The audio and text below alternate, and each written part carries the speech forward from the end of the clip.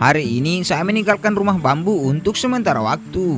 Sebenarnya saya ingin membuat kebun di sekitar sini, namun terkendala oleh sapi yang dilepas liarkan kalau padi sudah selesai dipanen. Jadi daripada tanamannya nanti dimakan sapi, lebih baik perkebunannya saya tunda dulu, bosku. Dan pagi ini saya sudah berada di pinggir hutan lagi. Kabupaten Maros terkenal dengan kawasan hutan batuan kars terbesar kedua di dunia. Jadi tidak heran kalau di sini terdapat banyak sekali goa. Salah satunya goa yang berada di kampung saya. Nah, goanya di atas sana. Untuk sampai ke sana kita harus menanjak dulu, bosku. Sekarang saya sudah sampai di atas. Lihat, bosku, guanya sangat indah. Gua ini dinamakan Liang Parea. Liang adalah gua sementara Parea adalah padi. Jadi Liang Parea berarti gua padi. Gua ini punya sejarah tersendiri kenapa bisa dinamakan Liang Parea. Namun tidak bisa saya jelaskan di video ini, bosku. Pemandangan dari atas sini sangat indah sekali. Rumah-rumah warga juga persawahan kelihatan jelas dari atas sini. Di sana ada orang yang sudah mulai panen. Rencananya saya akan membuat balai bambu sebagai tempat untuk beristirahat di sini. Sekarang saya akan mengambil bambu yang tidak jauh dari goa. Di sini saya mengambil beberapa pohon saja karena membuat balai bambu tidak butuh banyak bambu, bosku.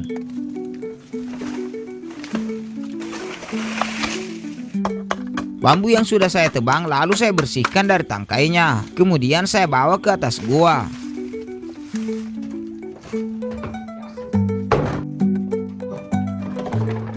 Setelah sampai di atas, 2 bambu panjang saya potong sebagai balok utama. Sedangkan bambu yang saya potong ini adalah balok penahan alas lantainya, bosku. Kemudian bambunya saya ikat menggunakan tali rafia.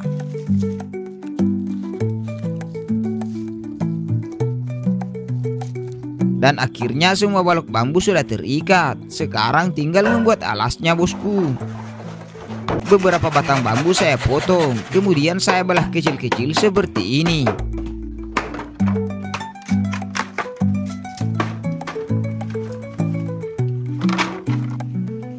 Bambu yang sudah saya belah lanjut saya bersihkan dari ketajaman.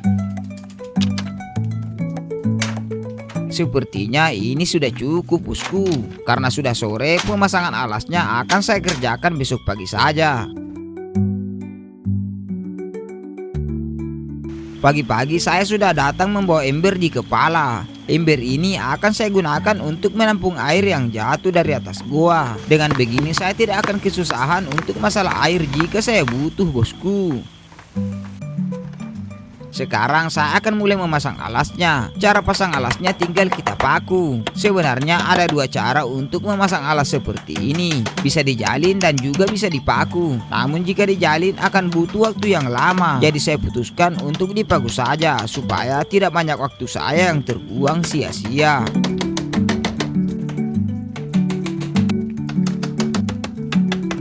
Sekitar 1 jam memaku, alasnya sudah terpasang. Sekarang tinggal memasang tiang. Di sini saya sudah menyiapkan 4 tiang.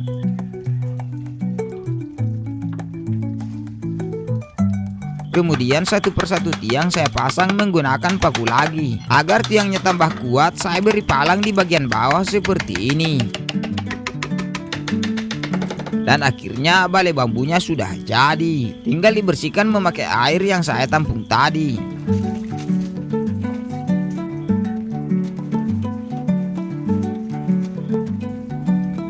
Sekarang balai bambunya sudah siap untuk ditempati bersantai, bosku. Namun sepertinya ada yang janggal. Saya harus meresmikannya dengan membuat sesuatu di atas sini. Jadi saya lanjut turun untuk mencari sesuatu. Dan tidak jauh berjalan ternyata di sini ada mangga liar yang sudah mulai matang. Ini tidak bisa dibiarkan begitu saja. Lebih baik saya naik untuk mengambilnya, bosku.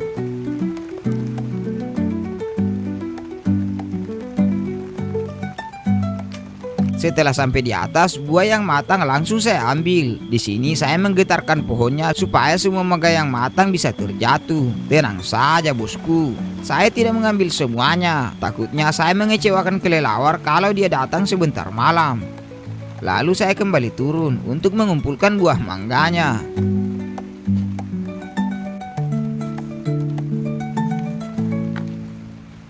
Dan ternyata saya dapat banyak. Sekarang saatnya saya kembali ke atas gua untuk bereksperimen dengan buah mangga ini.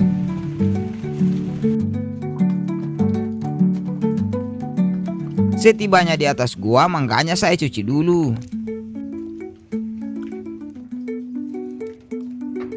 Selain mangga, di sini saya juga sudah mempersiapkan tepung terigu sebagai bahan tambahan. Tepungnya saya tumpahkan ke atas piring, diberi sedikit air lalu saya aduk. Ini bukan lelucon bosku, ini eksperimen. Biasanya mangga dimakan biasa-biasa saja. Kali ini saya membuatnya sedikit berbeda, yakni digoreng dulu sebelum dinikmati. Sebelum saya melakukan ini, saya belum pernah melihat di media sosial ataupun secara langsung ada orang yang membuat mangga goreng. Kemungkinan besar saya orang yang pertama kali membuatnya. Sekarang langsung saja mari kita goreng bosku.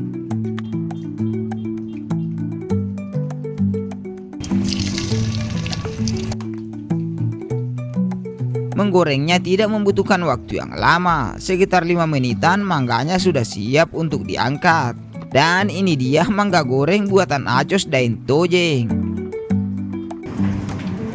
Wah, baunya sedikit aneh bosku.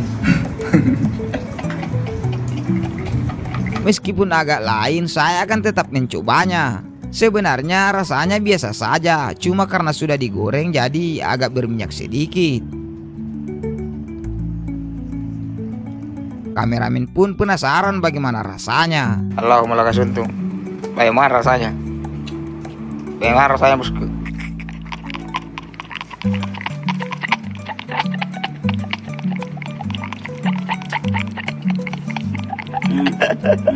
Selesai makan, sekarang saya siap turun gunung untuk pergi memasang tajur sidat sore ini.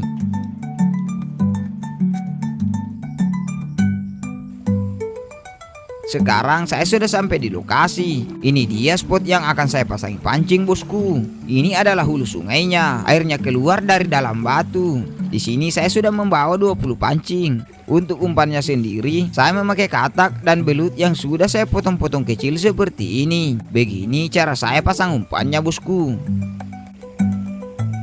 Di mata air ini saya pasang 2 pancing. Ini pancing yang ketiga, yang keempat di sini, kelima, keenam, pancing ketujuh, dan ini adalah pancing yang kedelapan. Karena sudah terlalu sore dan saya lupa membawa senter, jadi saya cuma pasang 8 pancing saja bosku.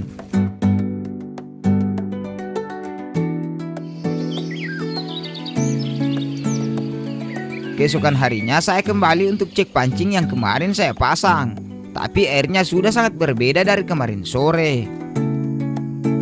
2 pancing di mata air ini umpannya masih utuh bosku. Pancing ketiga umpannya habis, sedangkan pancing keempat sudah berada di daratan.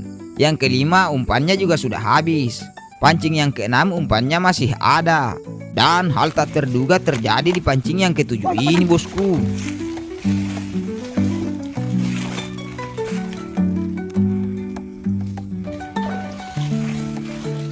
Saya berhasil mendapatkan ikan sidat yang sangat besar sekali. Sidatnya masih bergerak-gerak, namun sudah sangat loyo. Mungkin karena dia memberontak sampai pagi.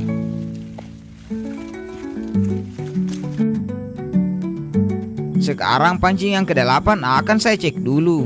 Tapi di pancing yang ini umpannya habis dan tidak mendapatkan apa-apa. Meskipun cuma dapat 1 ekor, saya sudah sangat bersyukur bosku. Sekarang saya mau pulang dulu untuk membersihkannya, sekalian berganti baju. Kali ini saya lewat di tengah-tengah kampung. Bukannya saya mau pamer bosku, tapi sepertinya keberhasilan ini akan jauh lebih indah jika disaksikan oleh para tetangga. Tidak lupa pura-pura dijatuhkan agar lebih estetik bosku. Hehehehehe.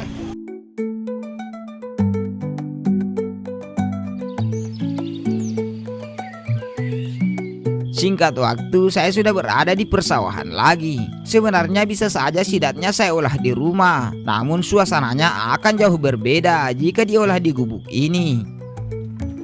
Setelah sampai, saya langsung membuat tungku dan membakar kayu. Tidak lupa dibakar bersama semua kenangan sang mantan.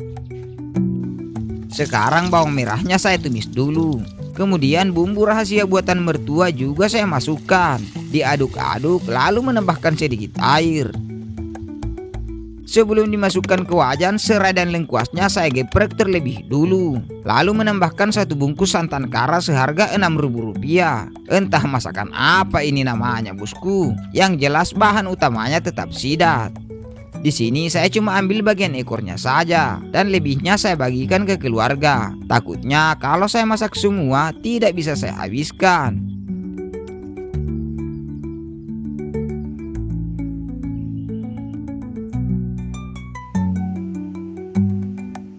Sekitar 30 menitan sidatnya sudah hampir matang. Tinggal menambahkan sedikit garam. Rasanya sudah sangat pas sekali bosku. Sekarang tinggal diangkat. Dan ini dia hasil masakan kita siang ini bosku. Sebelum makan tentu saja berdoa dulu. Dan mari kita makan bosku.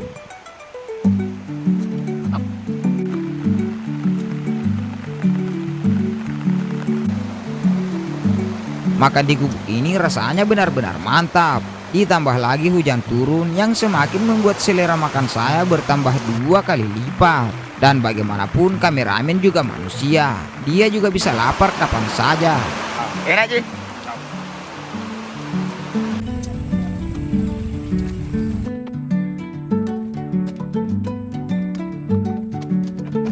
Setelah makan, saya bersiap-siap pulang. Tidak lupa mematikan api. Jangan sampai gubuk ini terbakar bosku.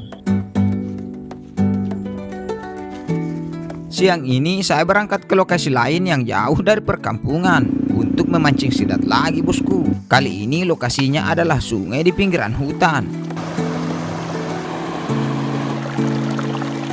Singkat waktu, sekarang saya sudah sampai. Dan seperti ini keadaan sungainya bosku. Di hulu sungai ini terdapat air terjun yang sangat indah sekali.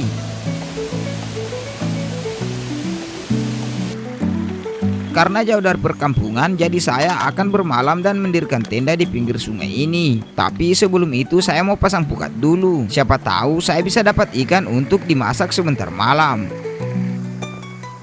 Ujung pukatnya saya ikatkan di batu kali. Kemudian saya bentangkan mengelilingi batu besar yang ada di pinggir sungai ini. Akhirnya pemasangan pukat selesai juga. Sekarang saya akan mencari kayu untuk saya jadikan bahan mendirikan tenda. Tidak jauh berjalan, di sini saya menemukan pohon jati yang sudah mati. Kayunya langsung saya potong menggunakan gergaji bosku.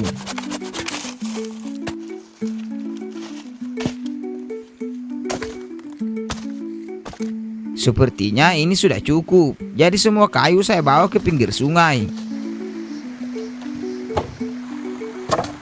Dan setelah terkumpul, saya langsung mendirikannya. Di sini saya dibantu kameramen memasang rangkanya karena sudah sangat sore. Ditambah lagi hujan yang turun tidak mau berhenti bosku. Tempat tidurnya sudah jadi, tinggal memasang flysheet sebagai atapnya.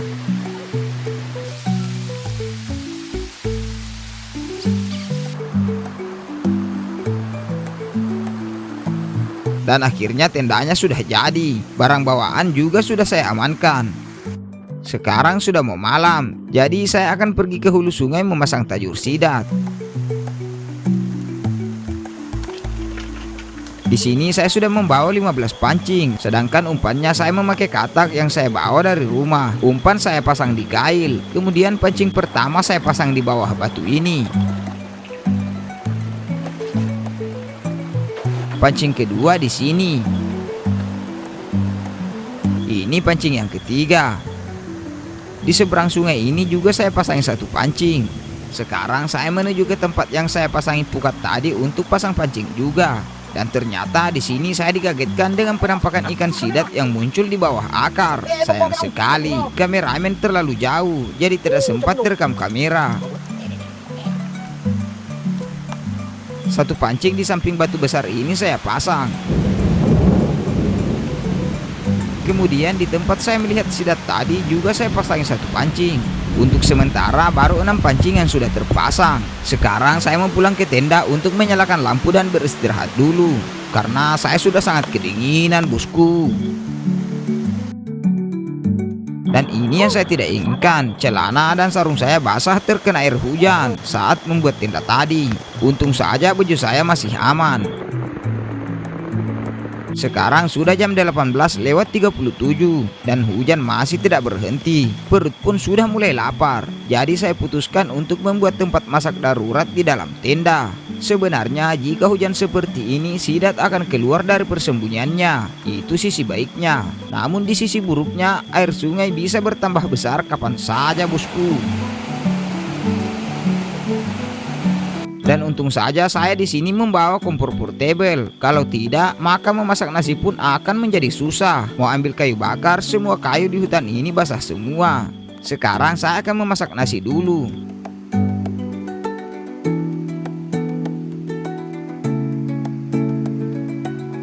Sekitar 30 menitan nasinya sudah matang dan lanjut memasak mie instan. Sedikit saran dari saya, bosku. Jika Anda piknik atau berpetualang jauh ke dalam hutan, jangan cuma mengandalkan alam. Alam tidak selalu berpihak kepada kita.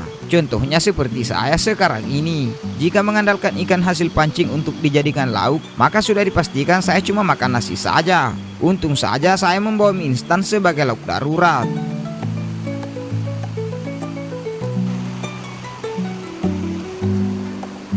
Setelah makan dan mencuci piring, saya lanjut cek pancing yang saya pasang di dekat pukat tadi. Namun pancing yang saya pasang di tempat melihat sidat tadi hilang, bosku. Entah pancingnya dibawa sidat atau bagaimana. Jadi saya lanjut menggantinya dengan pancing yang baru. Juga memasang 2 pancing lagi di dekatnya.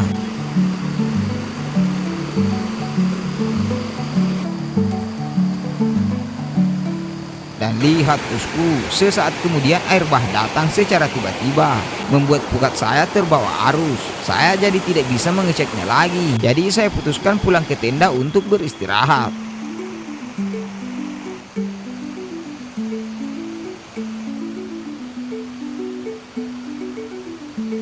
Sebelum tidur, lampu penerangan saya matikan karena terlalu banyak serangga kecil yang berterbangan.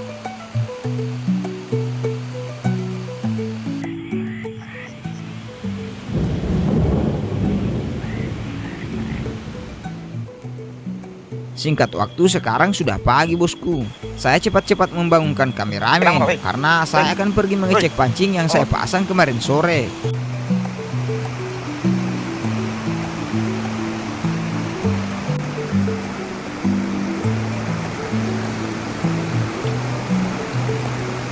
Pancing pertama yang saya cek di sini, saya kira pancingnya dapat sesuatu, tapi cuma tersangkut di akar kayu, bosku. Pancing yang kedua lagi-lagi tersangkut. Dan pancing yang ketiga umpannya masih utuh. Ini adalah pancing yang keempat. Di sini saya terkaget. Saya kira pancingnya dapat ikan. Begitu saya angkat, ternyata cuma daun yang tersangkut di senarnya. Sungguh mengecewakan, bosku. Di pancing yang kelima ini senarnya sudah putus. Entah diputus ikan atau apa, saya pun tidak tahu.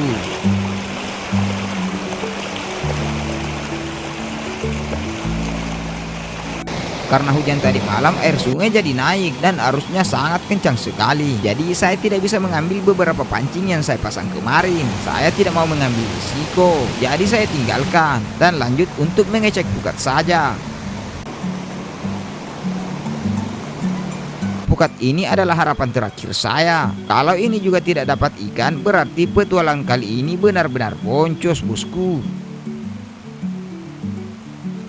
Namun selain daun-daun mati, pukat ini berhasil mendapatkan satu ikan nilem yang lumayan besar. Alhamdulillah, bosku. Dan ternyata pancing yang hilang semalam berhasil saya dapatkan di bawah batu ini. Meskipun senarnya sudah putus, bosku. Kemungkinan ini adalah perbuatan ikan sidat. Setelah mengambil pukat, saya kembali ke tenda dan membersihkan ikan yang saya dapat tadi. Kemudian langsung saya goreng. Meskipun cuma dapat 1 ekor, tetap harus bersyukur, bosku. Mungkin hari ini belum rezeki saya. Ikannya sudah matang. Nasi dan rebusan mie instan juga sudah siap. Sekarang saya mau makan dulu bosku.